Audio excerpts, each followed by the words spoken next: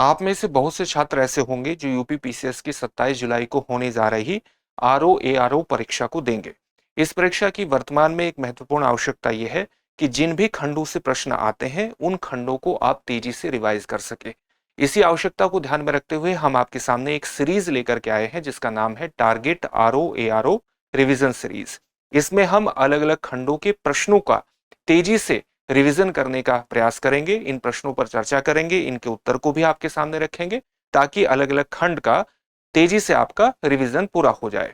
तो चलिए आज के प्रोग्राम की शुरुआत करते हैं और आज के जो हमारे प्रश्न हैं ये भारतीय राज्य व्यवस्था से जुड़े हुए हैं। आज के पहले प्रश्न को देखते हैं। पहला प्रश्न क्या है, निम्नलिखित में से कौन सी भारतीय संविधान की संघात्मक विशेषता है? चार ऑप्शन है आपके सामने। दोहरी शासन पद्धति, दूसरा ऑप्शन है राज्यपाल की नियुक्ति, तीसरा ऑप्शन है आपात उपबंध और चौथा ऑप्शन है एकल नागरिकता। आपको ये बताना है कि संघात्मक जो हमारी विशेषता है संविधान की, वो संघात्मक विशेषता इनमें से कौन सी है? इसका सही उत्तर क्या होगा? इसका सही उत्तर होगा दोहरी शासन पद्धति। आप जानते हैं कि जो संघात्मक व्यवस्था है उसमें दो स्तरों पर सरकारें होती हैं, मुख्यतः संघ स्तर पर और राज्य स्तर पर, और इन दोनों ही स्तरों पर जो सरकारें हैं इनमें शक्तियों का विभाजन होता है और इस शक्तियों के विभाजन का एक लिखित आधार होता है। शक्तियों के विभाजन का लिखित आधार को आप क्या कहते हैं? संविधान कहते हैं। तो हम देख लेते हैं कि जो संघात्मक लक्षण है उसकी मुख्य विशेषताएं क्या होती हैं, या भारतीय संविधान के संघात्मक विशेषताएं कौन सी हैं और एकात्मक विशेषताएं कौन सी हैं जो संविधान को या देश को एक रूप देने का प्रयास करती है। भारतीय संविधान की जो संघात्मक विशेषता है वो दोहरी शासन पद्धति मानी जाती है, यानी दो स्तरों पर सरकारें, दोनों के बीच शक्तियों का विभाजन और इस शक्तियों के विभाजन का एक लिखित आधार यानी कॉन्स्टिट्यूशन, संविधान।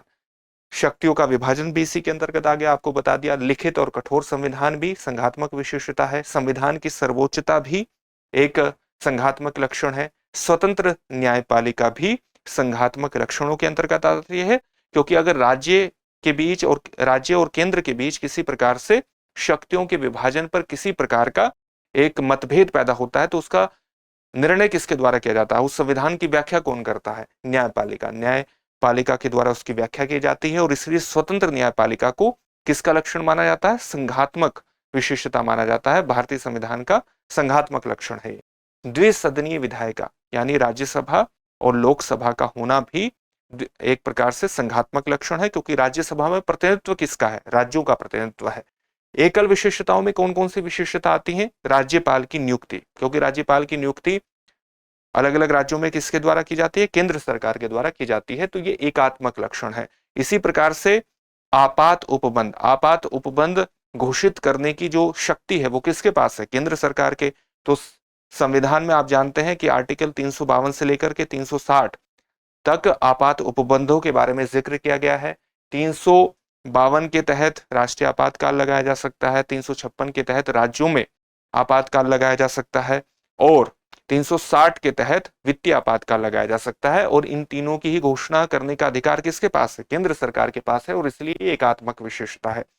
एकल संविधान भी एक एकात्मक विशेषता में आता है। एकल नागरिकता, आप किसी राज्य के नागरिक नहीं है बल्कि आप भारत देश के नागरिक हैं और ये भी एकात्मक विशेषता में आते हैं। इसके अलावा जो अखिल भारतीय सेवाएं हैं, जैसे आईएएस आईपीएस सेवाएं हैं, इसमें जो अलग अलग कैडर प्राप्त होता है आईएएस और आईपीएस को, लेकिन ये मुख्यतः अधिकारी किसके हैं? केंद्र सरकार के अधिकारी हैं और इसलिए अखिल भारतीय सेवाएं भी एकात्मक लक्षण के अंतर्गत आता है।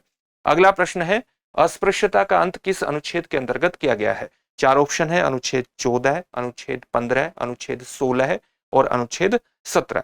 तो आपको बताना है कि अस्पृश्यता का अंत किस अनुच्छेद के अंतर्गत किया गया है भारतीय संविधान में। इसमें आर्टिकल 17 में ये उल्लेख किया गया है, अनुच्छेद 17 में। इसका सही उत्तर होगा अनुच्छेद 17 सीधे तौर पर अस्पृश्यता के अंत की बात करता है और कहता है कि किसी भी रूप में इसका आचरण, अस्पृश्यता का आचरण निषिद्ध किया जाता है और अस्पृश्यता से उपजी हुई, जन्म लेने वाली किसी भी निर्योग्यता यानी किसी भी अयोग्यता को लागू करना अपराध होगा और वो अपराध विधि के अनुसार दंडनीय होगा।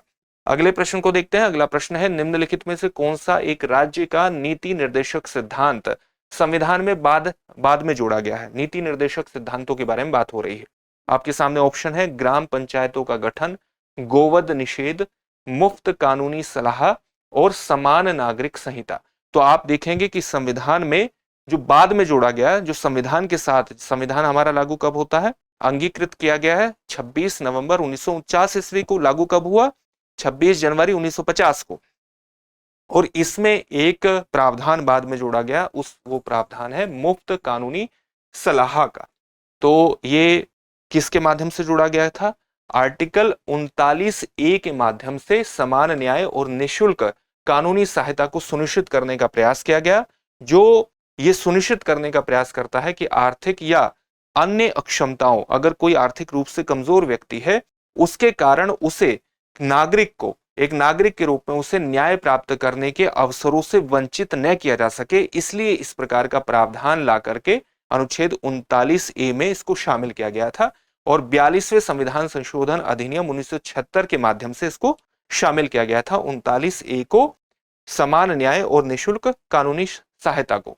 अगला प्रश्न है, लोकसभा और राज्यसभा की संयुक्त बैठकें किसके द्वारा आहूत की जाती हैं। 4 ऑप्शन है आपके सामने, राष्ट्रपति द्वारा, लोकसभा अध्यक्ष द्वारा, संसद द्वारा या प्रधानमंत्री द्वारा। आपसे पूछा गया संयुक्त बैठकें किसके द्वारा आयोजित की जाती हैं, राष्ट्रपति द्वारा। ऑप्शन ए इसमें सही हो जाएगा। तो संयुक्त बैठक भारत के राष्ट्रपति के द्वारा बुलाई जाती है और अनुच्छेद 108 के तहत बुलाई जाती है। इस बैठक की अध्यक्षता कौन करता है, ये महत्वपूर्ण तथ्य है, इस पर विशेष तौर से ध्यान दीजिएगा। लोकसभा के अध्यक्ष संयुक्त बैठक की अध्यक्षता करते हैं। दोनों सदनों में किसी तरह का गतिरोध उत्पन्न हो जाए तो इस प्रकार की बैठक बुलाई जाती है राष्ट्रपति के द्वारा, आर्टिकल 108 के तहत। अगला प्रश्न है, अनुच्छेद 80 संबंधित है लोकसभा से, राज्यसभा से, न्यायपालिका से या मुख्य न्यायाधीश की नियुक्ति से। तो किससे संबंधित है, राज्यसभा से संबंधित है, आर्टिकल 80। और राज्यसभा की संरचना का उल्लेख जो है वो आर्टिकल 80 में किया गया है। एक स्थायी निकाय है राज्यसभा, आप ये जानते हैं, और राज्यों और केंद्र शासित प्रदेशों को एक प्रतिनिधित्व प्रदान करता है सदन में, संसद में। राज्यसभा के सदस्यों का चुनाव राज्य विधानसभाओं के निर्वाचित सदस्यों द्वारा किया जाता है। और अधिकतम संख्या राज्यसभा की कितनी है, 250 है, जिसमें से 238 निर्वाचित हैं और 12 किसके द्वारा मनोनीत किए जाते हैं, राष्ट्रपति के द्वारा मनोनीत किए जाते हैं। अगला प्रश्न है, शून्यकाल शुरू कब होता है। आपके सामने ऑप्शन है, प्रश्नकाल से पहले, प्रश्नकाल के बाद, किसी भी समय शुरू हो सकता है या उपयुक्त में से कोई नहीं। इसका उत्तर क्या होगा, प्रश्नकाल। प्रश्नकाल कब होता है, 11 से 12 बजे जो है वो प्रश्नकाल होता है और उसके बाद शून्यकाल की शुरुआत हो जाती है। तो आप कमेंट बॉक्स में कमेंट करके भी हमें बता सकते हैं इसके बारे में कि प्रश्नकाल और इसकी प्रश्नकाल की शुरुआत कब होती है। हालांकि आपको बताया जा चुका है। और प्रश्नकाल के बाद किस तरह के प्रश्नों को पूछा जाता है शून्यकाल में, कमेंट बॉक्स में कमेंट करके आप इसका उत्तर बता सकते हैं। तो शून्यकाल प्रश्नकाल के ठीक बाद 12 बजे शुरू होता है। इसके अंतर्गत संसद सदस्य यानी जो सांसद हैं वो बिना किसी पूर्व सूचना की आवश्यकता के संबंधित मामले, जो भी महत्वपूर्ण मामले हैं उनसे संबंधित मामले प्रस्तुत कर सकते हैं ठीक 12 बजे शून्यकाल के दौरान। शून्यकाल जो है ये भारतीय संसदीय नवाचार है, यानी भारतीय संसद के द्वारा ही एक नई विधा इजाद की गई है, एक इनोवेशन के रूप में आप इसको व्याख्यायित कर सकते हैं, जो भारतीय संसद की प्रक्रियाओं का परिणाम है। भारतीय संसद ने इस तरह की आवश्यकताएं समझी कि कुछ ऐसे मुद्दे आते हैं जिनको तुरंत उठाने की आवश्यकता है और जिनकी पूर्व सूचना देने की आवश्यकता नहीं है, तो उनको शून्यकाल में उठाया जा सकता है। संसद की प्रक्रिया के नियमों से इसका उल्लेख, संसद की जो प्रक्रिया के जो नियम है उसमें इसका उल्लेख नहीं है। तो ये भारतीय नवाचार है संसदीय परंपरा के अंतर्गत। अगला प्रश्न है, महान्यायवादी की नियुक्ति किस अनुच्छेद के तहत की जाती है। ऑप्शन आपके सामने है, अनुच्छेद 74, अनुच्छेद 75, अनुच्छेद 76 और अनुच्छेद 77। क्या होगा इसका सही उत्तर, सही उत्तर होगा अनुच्छेद 76। चलिए महान्यायवादी के बारे में जान लेते हैं। अनुच्छेद 76 में इनका उल्लेख है, इनके पद के बारे में प्रावधान किए गए हैं। नियुक्ति किसके द्वारा की जाती है, राष्ट्रपति द्वारा सरकार की सलाह पर की जाती है। एक ऐसा व्यक्ति ये होना चाहिए महान्यायवादी जो भारत का नागरिक हो और सर्वोच्च न्यायालय का न्यायाधीश नियुक्त होने के योग्य हो, उसे ही महान्यायवादी के रूप में नियुक्त किया जा सकता है। उसे उच्च न्यायालय के न्यायाधीश के रूप में कार्य करने का 5 वर्षों का अनुभव हो या किसी उच्च न्यायालय में वकालत का 10 वर्षों का अनुभव हो, अथवा या राष्ट्रपति के मतानुसार न्यायिक मामलों का वो योग्य व्यक्ति हो, ऐसे व्यक्ति को महान्यायवादी नियुक्त किया जा सकता है। इसके अधिकार और सीमाएं किस प्रकार की हैं, जैसे वोट देने के अधिकार के बिना यानी इसे वोट देने का अधिकार संसद में नहीं है, लेकिन संसद की कार्रवाई में भाग ले सकता है। संसद के दोनों सदनों या उनकी संयुक्त बैठक और संसद की किसी भी समिति की कार्रवाई में बोलने और भाग लेने का इसको अधिकार होता है। ये एक महत्वपूर्ण तथ्य है, लेकिन वोट देने का अधिकार नहीं होता है। जिसका सदस्य, जिस भी समिति का सदस्य नामित किया जाए, उसमें भाग लेने का, बोलने का अधिकार इसके पास होता है। उन सभी विशेषाधिकारों और उन्मुक्तियों का हकदार होता है जो एक संसद सदस्य को प्राप्त हो जाते हैं, लेकिन बस वोट देने का अधिकार इसको प्राप्त नहीं होता है। चलिए अगला प्रश्न देखते हैं। अगला प्रश्न है, निम्नलिखित में से किसे भंग नहीं किया जा सकता है? लोकसभा, राज्यसभा, विधानसभा या विधान परिषद? सही उत्तर क्या होगा? राज्यसभा। आप जानते हैं कि इसे भंग नहीं किया जा सकता है। इसके सदस्य 6 साल के लिए नियुक्त होते हैं, लेकिन हर 2 वर्ष में 1/3 सदस्य मुक्त होते रहते हैं, रिटायर होते रहते हैं और नए सदस्य नियुक्त हो जाते हैं। तो एक स्थायी निकाय माना जाता है राज्यसभा। भंग नहीं किया जा सकता है। 1/3 सदस्य प्रत्येक दूसरे वर्ष सेवानिवृत्त होते हैं और उन्हें नए निर्वाचित सदस्यों द्वारा प्रतिस्थापित कर दिया जाता है। प्रत्येक सदस्य को 6 वर्ष की अवधि के लिए निर्वाचित किया जाता है। अगला प्रश्न है, भारतीय संसद की सबसे बड़ी समिति कौन सी है? लोक लेखा समिति, प्राक्कलन समिति, लोक उपक्रम समिति या याचिका समिति? क्या होगा इसका सही उत्तर? सही उत्तर होगा प्राक्कलन समिति। आप वीडियो को पॉज भी कर सकते हैं। वीडियो को पॉज करके इन प्रश्नों के उत्तर भी सोच सकते हैं, ताकि आपका अपने स्तर पर भी एक मूल्यांकन होता रहे कि ये सेक्शन, भारतीय राज्य व्यवस्था का सेक्शन आपका कितना तैयार है, और उसी के अनुरूप आप अपनी तैयारी में सुधार कर सकते हैं कि किस सेक्शन पर आपको ज्यादा बल देने की आवश्यकता है। तो प्राक्कलन समिति सबसे बड़ी समिति है। एस्टिमेट्स कमेटी, कितने सदस्य होते हैं इसमें? 30 सदस्य होते हैं। सभी सदस्य कहां से चुने जाते हैं? लोकसभा से चुने जाते हैं इसके सभी सदस्य। गठन कब किया गया था? 1950 में पहली बार गठन हुआ था। उद्देश्य क्या है? उद्देश्य है सरकार द्वारा किए गए व्यय का, जो सरकार खर्च करती है, उसका आकलन करना, उसकी समीक्षा करना, और अगर कहीं पर किसी प्रकार के सुधार देने की आवश्यकता है, सुधार करने की आवश्यकता है, तो उन सुधारों को सुझाना भी इसका दायित्व है। इसे सतत अर्थव्यवस्था समिति भी कहा जाता है। सतत, लगातार, निरंतर अर्थव्यवस्था समिति भी कहा जाता है, क्योंकि ये व्यय की दक्षता, जो खर्च सरकार ने किए हैं वो कितने एफिशिएंट तरीके से किए हैं, उसका और नीति की अनुरूपता की जांच करती है। वो नीति के अनुरूप हुए हैं, नीति के अनुपालन के तहत हुए हैं या नहीं हुए हैं, इसकी भी जांच करने का काम करती है प्राक्कलन समिति। समिति ये सुनिश्चित करती है कि बजट में जो आवंटित धनराशि है वो नीति के अनुसार खर्च हो और उपयुक्त तरीके से खर्च हो, उपयुक्त तरीके के बिना अनुपयुक्त तरीके से खर्च न हो रही है, नहीं हो रही है, इसकी भी समीक्षा करती है समिति। प्राक्कलन समिति जो सबसे बड़ी समिति है, एस्टिमेट्स कमिटी इसको कहा जाता है। अगला प्रश्न है, संविधान का कौन सा अनुच्छेद उच्चतम न्यायालय को उसके द्वारा दिए गए निर्णय या आदेश के पुनरावलोकन हेतु अधिकृत करता है? 4 ऑप्शन है आपके सामने, अनुच्छेद 137, अनुच्छेद 130, अनुच्छेद 139 और अनुच्छेद 138। क्या होगा इसका सही उत्तर? आपको ये बताना है कि निर्णय या आदेश के पुनरावलोकन हेतु क्या करता है? अधिकृत करता है 137, आर्टिकल 137 इसका सही उत्तर होगा। तो भारतीय संविधान का अनुच्छेद 137 सर्वोच्च न्यायालय यानी सुप्रीम कोर्ट को अपने द्वारा सुनाए गए किसी भी निर्णय या दिए गए आदेश की समीक्षा करने की शक्ति प्रदान करता है। प्रावधान ये सुनिश्चित करने प्रावधान क्या करता है? ये सुनिश्चित करने का प्रयास करता है कि किसी से भी गलती हो सकती है, लेकिन उस गलती को सुधारना भी न्यायिक पुनर्विलोकन की शक्ति के माध्यम से न्यायालय का दायित्व है। तो ये न्याय सुनिश्चित करने का प्रयास करता है प्रावधान। संभावित त्रुटियों को सुधारने की कोशिश की जाती है इसके माध्यम से, और न्याय के दुरुपयोग को रोकने में भी ये महत्वपूर्ण भूमिका का निर्वहन करता है। शक्ति संसद द्वारा बनाए गए किसी भी कानून या सर्वोच्च न्यायालय द्वारा अनुच्छेद 145 के तहत बनाए गए नियमों के प्रावधानों के अधीन रहते हुए इस्तेमाल की जाती है। अगला प्रश्न है, भारत के संविधान में अंतर्राष्ट्रीय शांति और सुरक्षा की अभिवृद्धि का उल्लेख कहां पर है? 4 ऑप्शन है आपके सामने, संविधान की उद्देशिका में, नीति निर्देशक तत्वों में, मूल कर्तव्यों में या 9वीं अनुसूची में। अंतर्राष्ट्रीय शांति और सुरक्षा की अभिवृद्धि का उल्लेख राज्य के नीति निर्देशक तत्वों में है, यानी ऑप्शन बी इसमें सही होगा। और कहां पर है, किस अनुच्छेद में इसका उल्लेख किया गया है? अनुच्छेद 51 में इसका उल्लेख किया गया है। अंतर्राष्ट्रीय शांति और सुरक्षा को बढ़ावा देने से यह संबंधित है। राज्य को अंतर्राष्ट्रीय शांति और सुरक्षा को बढ़ावा देने, राष्ट्रों के बीच न्यायपूर्ण और सम्मानजनक संबंध बनाए रखने, अंतर्राष्ट्रीय शांति और संधि दायित्वों के प्रति सम्मान को बढ़ावा देने और साथ ही मध्यस्थता द्वारा अंतर्राष्ट्रीय विवादों के निपटारे को प्रोत्साहित करने का निर्देश अनुच्छेद के तहत दिया गया है। अगला प्रश्न है, लोकसभा द्वारा पारित किसी धन विधेयक को राज्यसभा द्वारा कितने दिन तक रोक कर रखा जा सकता है? चार ऑप्शन है आपके सामने, 12 दिन, 13 दिन, 14 दिन या 15 दिन। क्या होगा इसका सही उत्तर? सही उत्तर होगा ऑप्शन सी, यानी 14 दिन तक रोका जा सकता है। संविधान में धन विधेयक का उल्लेख कहां पर है? अनुच्छेद 110 में है। महत्वपूर्ण तथ्य है, आपके एग्जामिनेशन में पूछा जा सकता है। संसद द्वारा धन विधेयक को पारित करने के संबंध में अनुच्छेद 109 के तहत विशेष प्रक्रिया का प्रावधान है। तो धन विधेयक को पारित करने से संबंधित विशेष प्रक्रिया का उल्लेख कहां पर है? अनुच्छेद 109 में है। लोकसभा में पारित होने के उपरांत उसे राज्यसभा में विचारार्थ भेजा जाता है। किसे भेजा जाता है? धन विधेयक को। 14 दिनों के भीतर राज्यसभा द्वारा उसे स्वीकृति देनी होती है। अगर राज्यसभा 14 दिन में निर्णय न ले तो राज्यसभा द्वारा इसे पारित माना जाता है, धन विधेयक को। लोकसभा के लिए आवश्यक नहीं है कि वो राज्यसभा की सिफारिशों को माने, वो मान भी सकती है, नहीं भी मान सकती।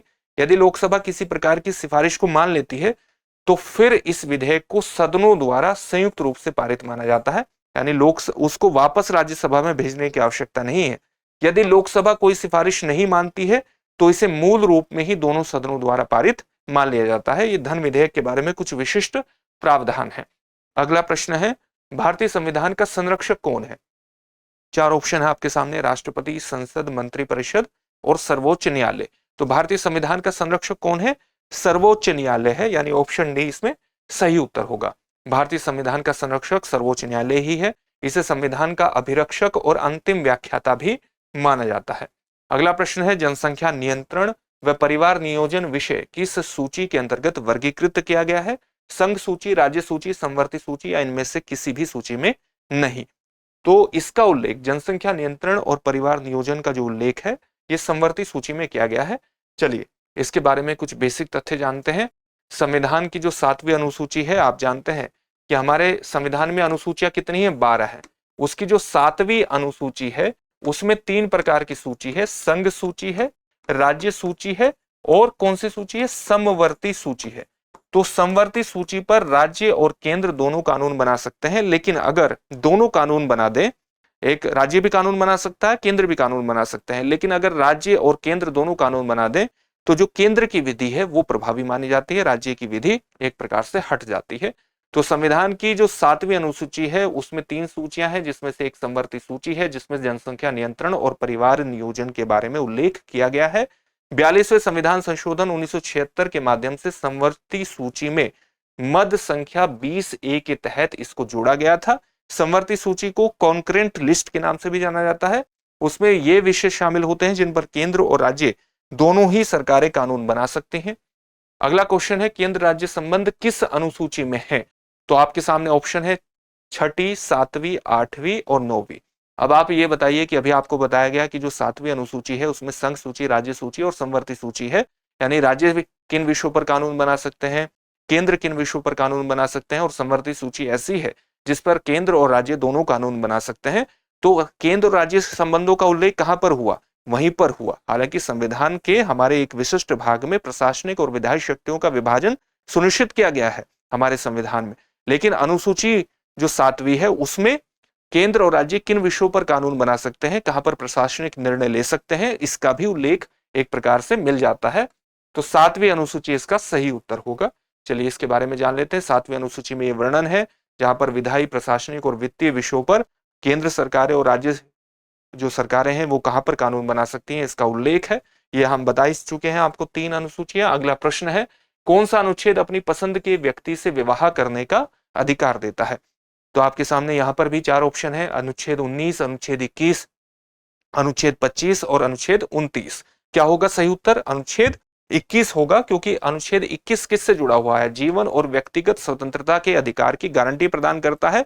और जब आप इस अधिकार को विस्तार से व्याख्यायित करते हैं तो अपनी पसंद से विवाह करने के अधिकार भी इसके अंतर्गत आ जाते हैं। अपनी पसंद के व्यक्ति से विवाह करने का अधिकार भी अनुच्छेद 21 की व्याख्या के अंतर्गत शामिल हो जाता है। भारतीय संविधान में कितने मूल कर्तव्य हैं? आपको मूल कर्तव्यों की संख्या बतानी है। 9 है, 10 है, 11 है या 12 है? आप जानते हैं कि जो मूल संविधान था, मूल संविधान में 10 कर्तव्यों की उल्लेख किया गया था, लेकिन बाद में इसमें एक कर्तव्य और जोड़ा गया, यानी वर्तमान में कर्तव्यों की संख्या कितनी है? वर्तमान में 11 कर्तव्यों की संख्या है। तो मूल कर्तव्यों का जो विचार है भारतीय संविधान में, ये रूस के संविधान से प्रेरित है। रूस के संविधान से प्रेरित होने का मतलब है कि उस समय जब भारत का संविधान लागू हुआ 26 जनवरी 1950 को, उस समय रूस क्या था? सोवियत संघ था। तो 42वें संविधान संशोधन अधिनियम 1976 द्वारा स्वर्ण सिंह समिति की सिफारिशों पर संविधान के भाग 4 क में शामिल किया गया। एक प्रकार से एक जो भाग 4 क भारतीय संविधान में कब जुड़ा? 42वें संविधान संशोधन के माध्यम से जुड़ा। और किसकी समिति की सिफारिशों पर जुड़ा? स्वर्ण सिंह समिति की सिफारिशों के आधार पर जुड़ा। मूल रूप से मौलिक कर्तव्यों की संख्या 10 थी। बाद में 86वें संविधान संशोधन अधिनियम 2002 के माध्यम से एक और कर्तव्य जोड़ दिया गया। अगला प्रश्न है, नीति निर्देशक सिद्धांत है वाद योग्य नहीं, राज्य को प्राप्त अधिकार या इनमें से कोई नहीं।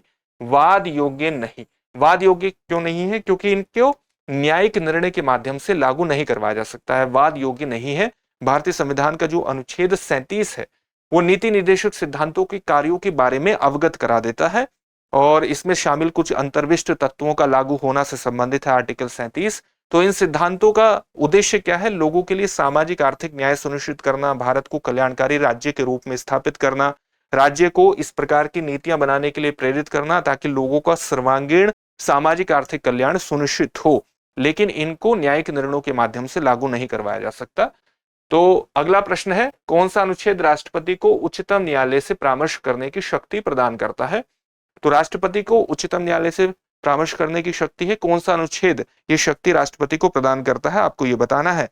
तो पहला ऑप्शन है अनुच्छेद 129, दूसरा है अनुच्छेद 132, तीसरा है अनुच्छेद 143 और चौथा है अनुच्छेद 32। कौन सा अनुच्छेद प्रदान करता है? अनुच्छेद 143 प्रदान करता है।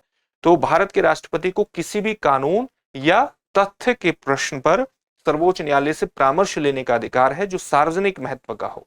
तो विषय कौन सा हो? सार्वजनिक महत्व का हो, जिसके उठने की संभावना है या पहले से ही वो विषय उठ चुका है। ऐसे विषयों पर कानूनी सलाह राष्ट्रपति सर्वोच्च न्यायालय से ले सकता है।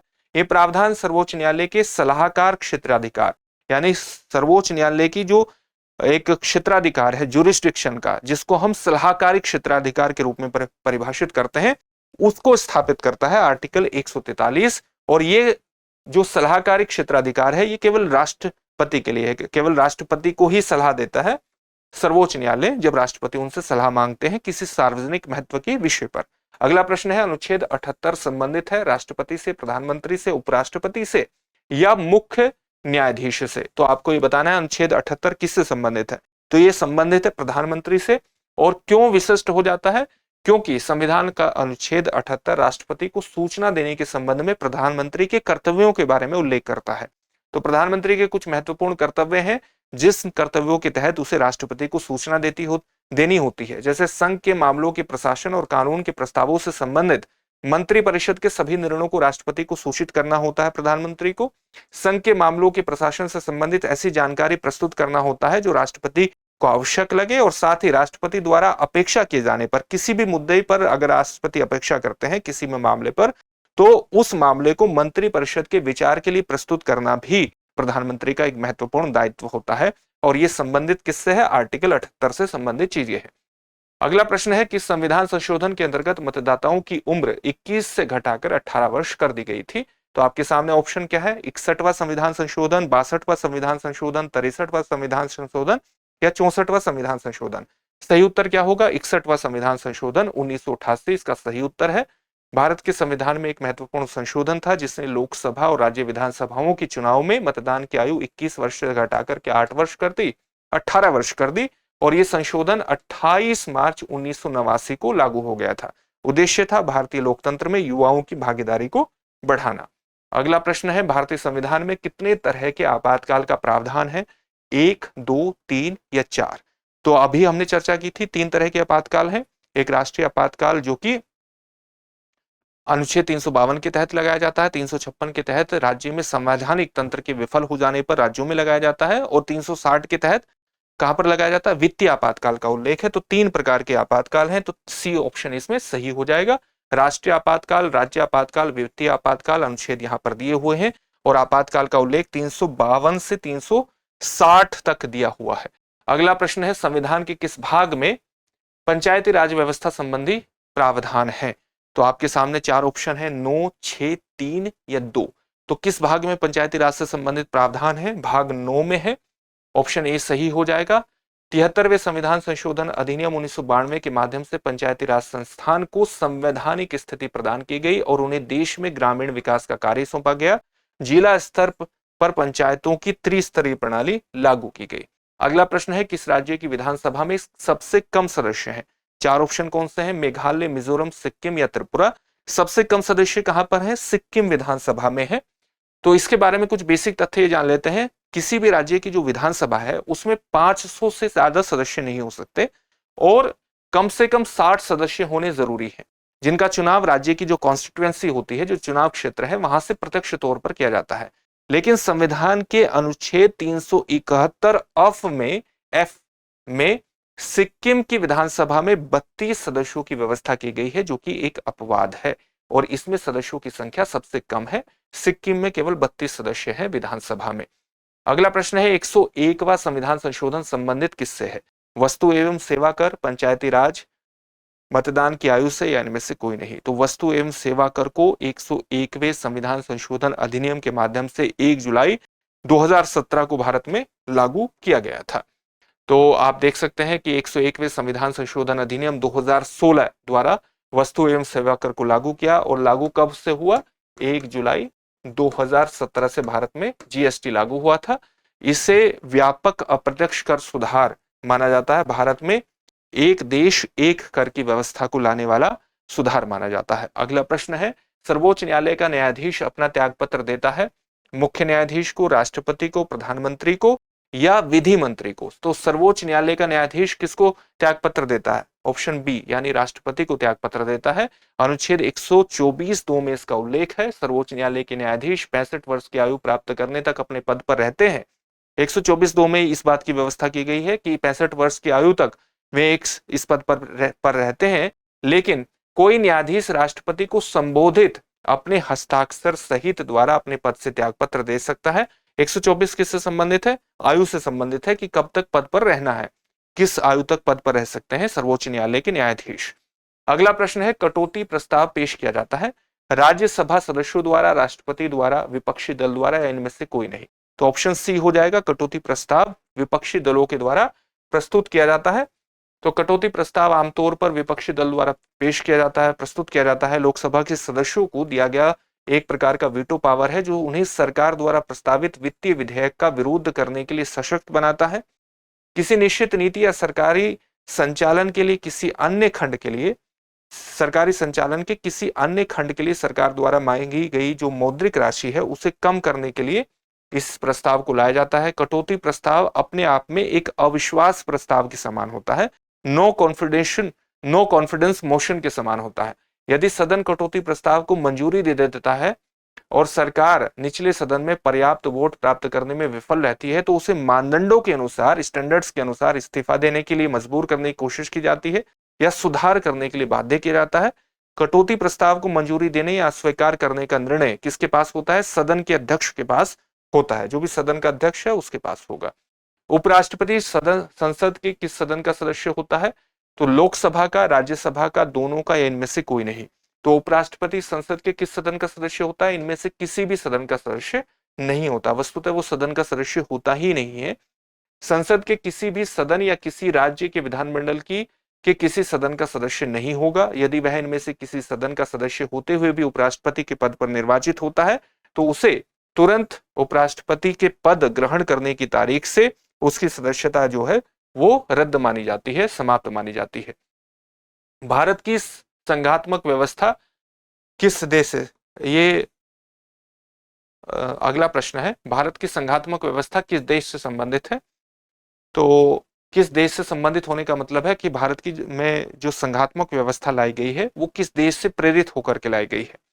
अगला इसमें ऑप्शन है आपके सामने, कनाडा, यूनाइटेड किंगडम, संयुक्त राज्य अमेरिका और आयरलैंड। तो किस देश से प्रेरित है संघात्मक व्यवस्था? कनाडा से प्रेरित है। और भारतीय संविधान ने कनाडा से प्रेरित होकर के ही संघीय प्रणाली के कई तत्वों को अपनाया है, जिसमें केंद्र और राज्यों के बीच शक्तियों का जो विभाजन है वो शामिल है। और शक्तियों के विभाजन का आधार क्या है? लिखित संविधान शक्तियों के विभाजन का आधार है। अगला प्रश्न क्या है? अगला प्रश्न है, भारतीय संविधान सभा में कुल कितनी महिलाएं थी? तो आपके सामने संविधान सभा में पूछा गया है, जिसने संविधान का निर्माण किया था भारत में। तो 14 महिलाएं, 15 महिलाएं, 16 महिलाएं या 17 महिलाएं? इसका ऑप्शन होगा डी, बी, यानी ऑप्शन बी इसमें सही है। कुल 15 महिलाएं थी। तो ये महिलाएं कौन कौन सी थी? 15 भारतीय जो संविधान सभा में थी।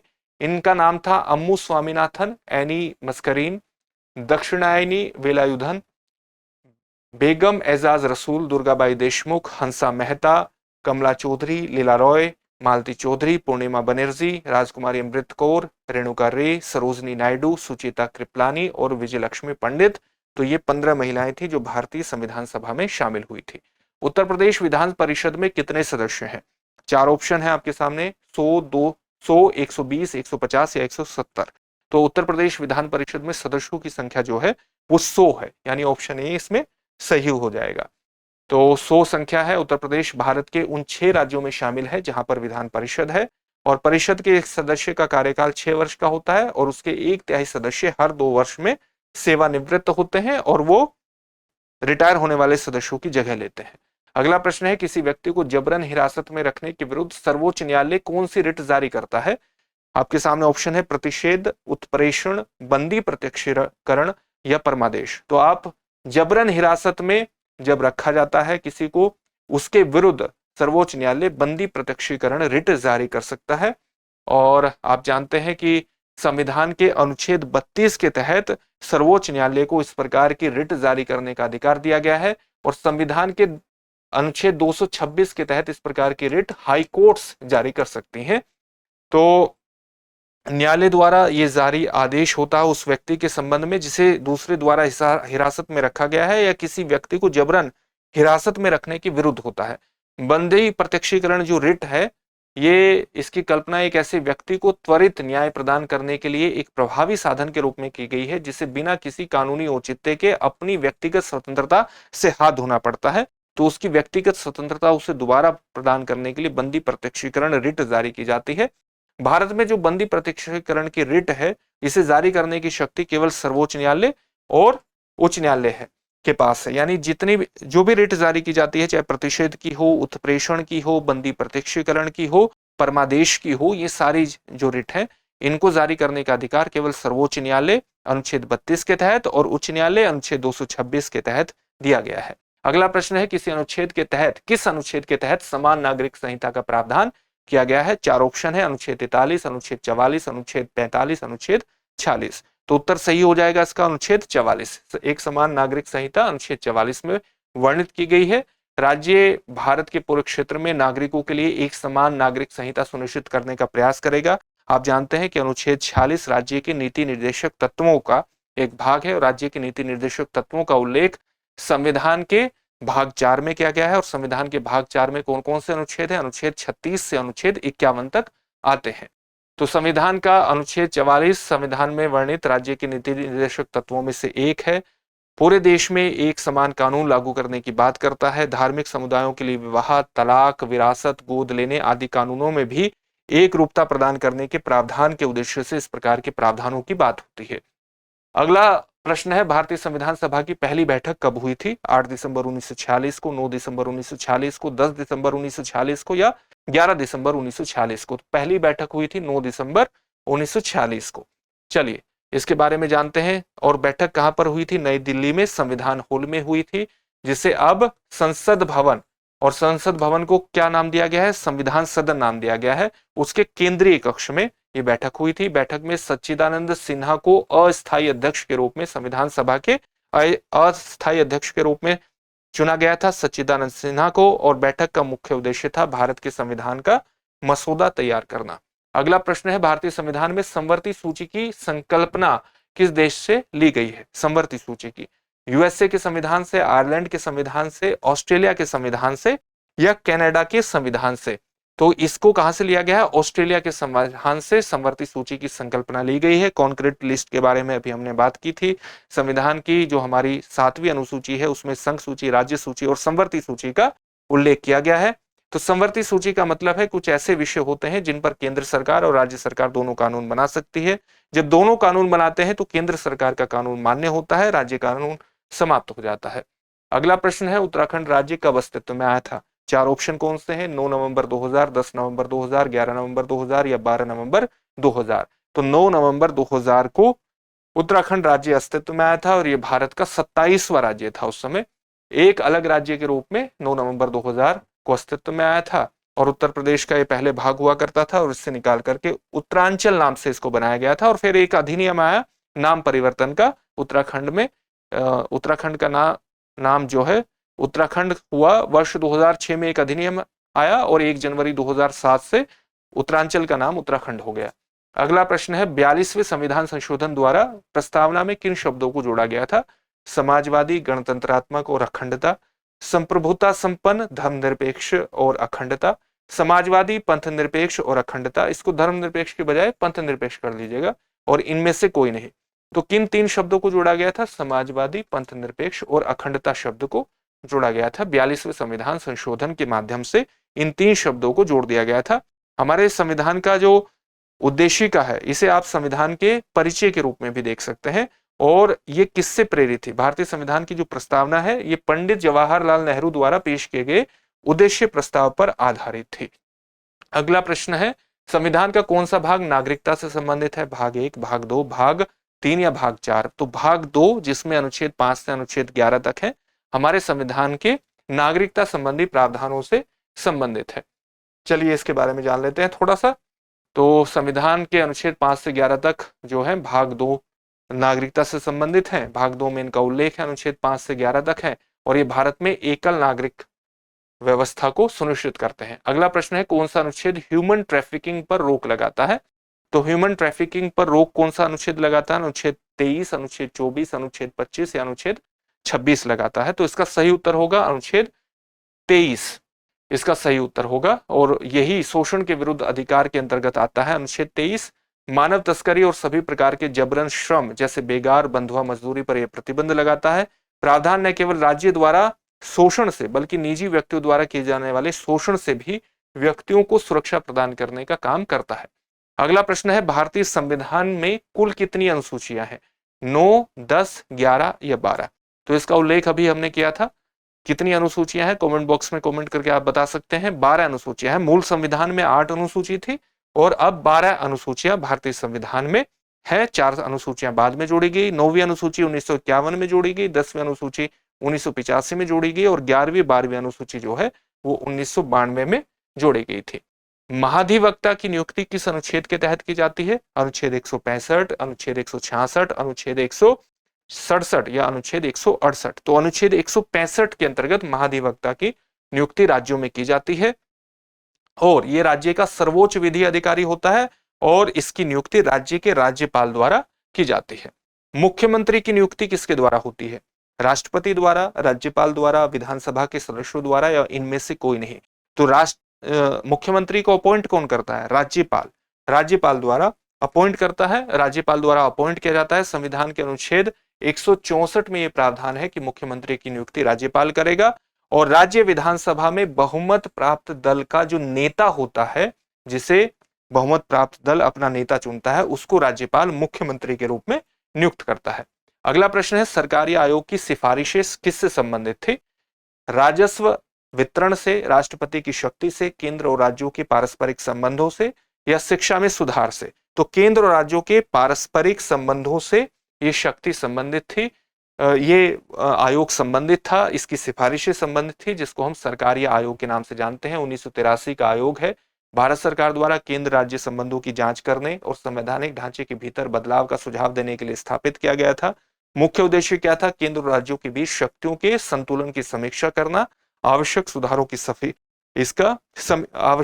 की सिफारिश करना। अध्यक्षता सुप्रीम कोर्ट के सेवानिवृत्त न्यायाधीश न्यायमूर्ति RS सरकारिया के द्वारा की गई थी और इसलिए इसको सरकारी आयोग के नाम से जाना जाता है। वित्त आयोग का गठन किस अनुच्छेद के तहत किया जाता है? अनुच्छेद 270, अनुच्छेद 280, अनुच्छेद 290 या अनुच्छेद 295? तो अनुच्छेद 280 इसका सही उत्तर होगा और इसकी व्याख्या यही है कि वित्त आयोग का गठन विशेष रूप से महत्वपूर्ण है। केंद्र और राज्यों के बीच वित्तीय संसाधनों की वितरण किस प्रकार से किया जाना चाहिए, इसकी सिफारिश के लिए यही आयोग जिम्मेदार है। राष्ट्रपति हर 5 साल में या उससे पहले वित्त आयोग का गठन करते हैं। आप जानते हैं कि 16वें वित्त आयोग का गठन हो चुका है दिसंबर 2023 में। इसके अध्यक्ष हैं अरविंद पनगड़िया और इसकी सिफारिशें कब लागू होंगी? 1 अप्रैल 2026 से इसकी सिफारिशें लागू हो जाएंगी। आगे बढ़ते हैं और अगले प्रश्न को देखते हैं। अगला प्रश्न है, राष्ट्रपति शासन अधिकतम कितने वर्ष के लिए लगाया जा सकता है? 1 साल, 2 साल, 3 साल या 4 साल? तो इसका सही उत्तर है 3 साल। राष्ट्रपति जो शासन है वो प्रारंभ में केवल 6 महीने के लिए लगाया जाता है। अनुच्छेद 356 के तहत उसकी घोषणा 6 महीने के लिए होती है, लेकिन समय सीमा इसकी कई चरणों में बढ़ाई जा सकती है, लेकिन अधिकतम 3 साल से ज्यादा नहीं बढ़ाया जा सकता। राष्ट्रपति शासन जो है वो राष्ट्रपति द्वारा किसी भी समय हटाया जा सकता है और इसके लिए संसद की मंजूरी की आवश्यकता नहीं होती है हटाने के लिए। अगला प्रश्न है, किस अनुसूची में भारत गणराज्य की आधिकारिक भाषाओं को सूचीबद्ध किया गया है? 6वीं, 7वीं, 8वीं या 9वीं? तो भारत गणराज्य की आधिकारिक भाषाएं 8वीं अनुसूची में शामिल की गई हैं। आप जानते हैं कितनी भाषाएं हैं? 22 भाषाओं को शामिल किया गया है आधिकारिक रूप से। और ये कौन कौन सी भाषा है? असमिया, बांग्ला, गुजराती, हिंदी, कन्नड़, कश्मीरी, कोंकणी, मलयालम, मणिपुरी, मराठी, नेपाली, ओडिया, पंजाबी, संस्कृत, सिंधी, तमिल, तेलुगु, उर्दू, बोडो, संथाली, मैथिली और डोगरी। ये 22 भाषाएं हैं। इनमें से 14 भाषाओं को संविधान के प्रारंभ में शामिल किया गया था और फिर अलग अलग संविधान संशोधनों के माध्यम से उसमें और भाषाएं जोड़ी गई। 8 भाषाओं को और शामिल किया गया और 22 भाषाएं वर्तमान में है 8वीं अनुसूची में। संविधान की 6ठी अनुसूची के तहत कितने राज्य शामिल हैं? 4, 5, 6 या 7? तो संविधान की जो 6ठी अनुसूची है वो असम, मेघालय, त्रिपुरा और मिजोरम के जनजातीय क्षेत्रों के प्रशासन से संबंधित है। तो राज्य कितने हुए? 4 हुए, यानी ऑप्शन ए इसमें सही उत्तर हो जाएगा। जनजातीय आबादी के अधिकारों की रक्षा के लिए जनजातीय क्षेत्रों के स्वायत्त स्थानीय प्रशासन का अधिकार प्रदान करती है 6ठी अनुसूची। और विशेष प्रावधान संविधान के अनुच्छेद 244(2) और अनुच्छेद 275(1) के तहत प्रदान किए गए हैं। 6ठी अनुसूची स्वायत्त जिला परिषदों यानी जो ऑटोनोमस डिस्ट्रिक्ट काउंसिल्स हैं उसके माध्यम से इन क्षेत्रों के प्रशासन को स्वायत्तता प्रदान करने का प्रयास करती है। इन परिषदों को अपने अधिकार क्षेत्र के तहत आने वाले क्षेत्रों के संबंध में कानून बनाने का अधिकार है, जिनमें भूमि, जंगल, खेती, विरासत, आदिवासियों के स्वदेशी रीति रिवाज और परंपराएं और उससे संबंधित कानून शामिल हो जाते हैं। साथ ही इन्हें भूमि राजस्व और कुछ अन्य करों को इकट्ठा करने का अधिकार भी प्राप्त है। राष्ट्रीय विकास परिषद का गठन कब किया गया था? आपके सामने ऑप्शन है 6 अगस्त 1951 को, 7 अगस्त 1952 को, 6 अगस्त 1952 को या 9 अगस्त 1952 को। तो राष्ट्रीय विकास परिषद का गठन किया गया था 6 अगस्त 1952 को। उद्देश्य था योजना के समर्थन में राष्ट्र के जो हमारी पंचवर्षीय योजनाएं हैं उनके समर्थन में राष्ट्र के प्रयासों को और संसाधनों को मजबूत करना, उन संसाधनों को जुटाना, सभी महत्वपूर्ण क्षेत्रों में आम आर्थिक नीतियां जो कॉमन आर्थिक नीतियां हैं उनको बढ़ावा देना, देश के सभी हिस्सों को संतुलित विकास प्रदान करना और वहां का तीव्र विकास सुनिश्चित करना राष्ट्रीय विकास परिषद के प्रमुख लक्ष्यों में शामिल था। अब नीति आयोग की व्यवस्था हमारे सामने है और इस प्रकार से जो एक बड़ी संस्था के रूप में काम करती है वो टीम इंडिया, जो नीति आयोग की गवर्निंग काउंसिल है, वो एक महत्वपूर्ण संस्था के रूप में काम करती है। आप कह सकते हैं राष्ट्रीय विकास परिषद की जगह उसने ले ली है। भारतीय संविधान में संसदीय व्यवस्था किस देश के संविधान से ली गई है? आपके सामने ऑप्शन है कनाडा, ब्रिटेन, जर्मनी और ऑस्ट्रेलिया। तो संसदीय व्यवस्था ब्रिटेन से ली गई है, आप ये बात जानते होंगे। ब्रिटिश संविधान से संसदीय व्यवस्था भारत में ली गई है। भारतीय संविधान का राजनीतिक भाग ब्रिटिश संवैधानिक व्यवस्था से बहुत प्रभावित है क्योंकि भारत क्या रहा है? एक पूर्व ब्रिटिश उपनिवेश रहा है। सरकार की संसदीय प्रणाली जिसमें कैबिनेट सरकार की अवधारणा भी शामिल है, ये यूनाइटेड किंगडम से ली गई है। चाहे विधि का शासन हो, विधायी प्रक्रियाएं हो, एकल नागरिकता हो, द्विसदनीय विधायिका हो जिसमें लोकसभा और राज्यसभा शामिल है, इन सब की संरचना ब्रिटिश प्रणाली से प्रभावित है। स्वर्ण सिंह समिति संबंधित किससे है? नीति निदेशक तत्वों से, मौलिक अधिकारों से, मौलिक कर्तव्यों से या इनमें से किसी से भी नहीं? तो आप जानते हैं कि मौलिक कर्तव्य किसके माध्यम से शामिल किए गए? 42वें संविधान संशोधन अधिनियम के माध्यम से स्वर्ण सिंह समिति की सिफारिश से शामिल किए गए थे। तो मौलिक कर्तव्यों से ये संबंधित है। 1976 में कांग्रेस पार्टी द्वारा गठित की गई थी। इस समिति का गठन आंतरिक आपातकाल के दौरान किया गया था क्योंकि आप जानते हैं 25 जून 1975 में भारत में आपातकाल लागू कर दिया गया था जो चला मार्च 1977 तक, और ये 1976 की बात है। इसके सिफारिशों के आधार पर, समिति की सिफारिशों के आधार पर 42वें संविधान संशोधन अधिनियम 1976 द्वारा मौलिक कर्तव्यों को संविधान में शामिल किया गया था। आर्टिकल कौन सा शामिल किया गया था इसके अंतर्गत? आर्टिकल कौन सा था? आर्टिकल था 51 कै। और एक नया भाग बनाया गया था इस 51 क्या के लिए, जिसको हम जानते हैं भाग 4 क। तो ये आपकी जो परीक्षा होने जा रही है 27 जुलाई को, आरओ एआरओ की परीक्षा, उसका रिवीजन मैं समझता हूं कि भारतीय राज्य व्यवस्था से संबंधित काफी रिवीजन आपका हुआ होगा। फिर से आपसे एक नए सेशन में मुलाकात होगी। धन्यवाद।